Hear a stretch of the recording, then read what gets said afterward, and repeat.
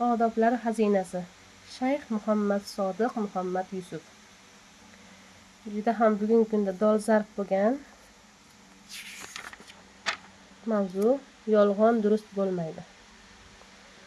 180-bob. Buxoriy hazratlarining hadislariga, to'plagan hadislariga binoan yozilgan kitob. Juda ham chiroyli ekan.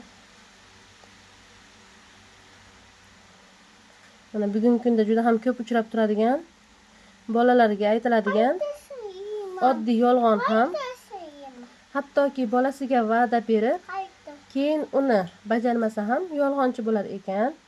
Ya'ni kazzob deya farishtalar tomonidan yoziladi deganini eshitgandim. Bugun mana Shayx hazratlarining kitobida o'qidim ham. Keyin olib beraman. Bu ishni qilib qo'ysang beraman, olib beraman. Yonimga kel, senga biror narsa beraman deya gapirish ham yolg'onchilik hisoblanar ekan va bolani tarbiyasida ham buzilish keltirib chiqarar ekan. Shuning uchun har bir gapni gapirayotganda tarbiya qilayotgan bolalarimizga o'rnak, namuna va nasihat bo'ladigan so'zlardan foydalanaylik. Sog' bo'linglar azizlarim.